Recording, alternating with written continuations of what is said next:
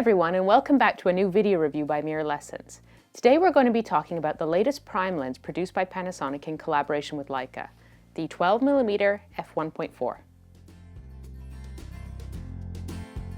The 12mm is the sixth lens to join the Panasonic Leica collection, providing an equivalent field of view of 24mm in full-frame terms. It features a full metal build with a ribbed focus ring and an aperture ring that turns in 1/3 clicks.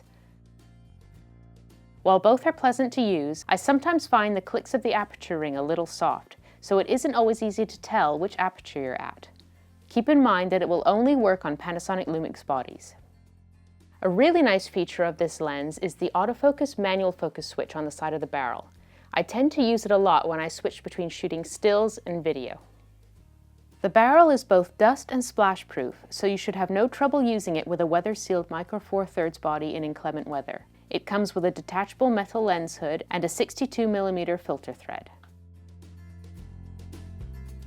Now let's have a look at the optical quality of the lens.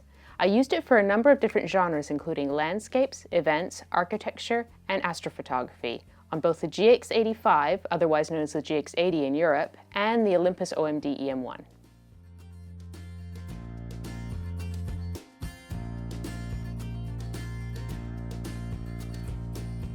As could only be expected from a Panasonic Leica product, sharpness and detail is excellent at all apertures, including the fastest aperture of 1.4.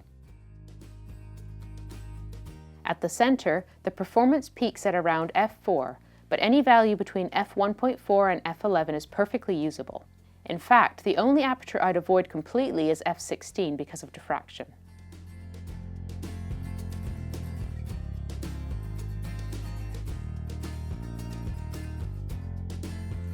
Corner sharpness is also good at all apertures, though you will notice that the fastest apertures are slightly softer than the mid-range apertures. For astrophotography, the performance is good at 1.4 and astigmatism, chromatic, and chromatic aberration are well contained. Only in a few spots does chroma become more visible. That being said, I found the best compromise to be f2. It is fast enough to let in lots of light, just a tad sharper than f1.4, and less prone to chromatic and chroma aberrations than the fastest apertures. Since the lens has such a fast maximum aperture, you're probably wondering what the bokeh rendering and subject isolation capabilities are like.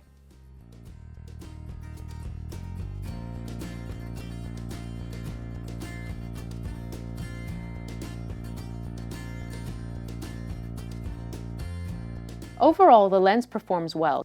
The out-of-focus areas are creamy and smooth with nicely rounded bokeh balls that slightly lose their shape as you move towards the edge of the frame.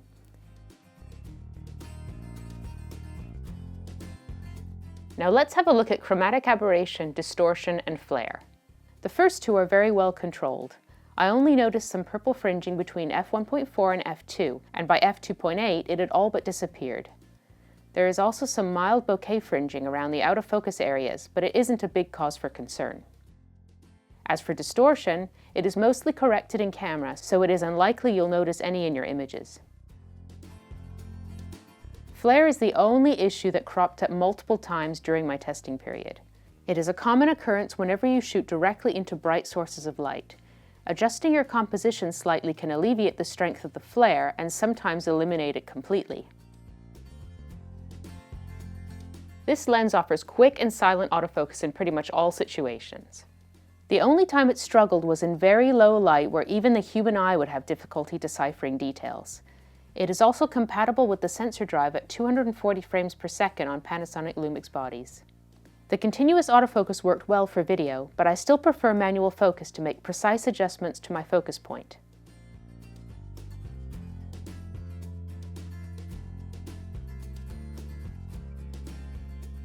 Since the lens doesn't incorporate optical stabilization, you will definitely find it easier to use on stabilized bodies like, for example, the Lumix GX85 or the Olympus OMD series.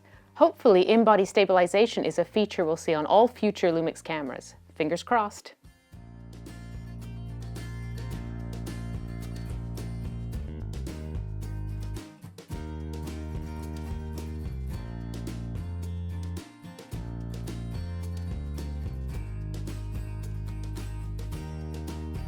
Considering that the price of this lens is around $1,300 US, it is obvious that Panasonic is targeting a very specific niche of photographers who need the best image quality possible from their Micro Four Thirds camera and really enjoy the 24mm equivalent field of view.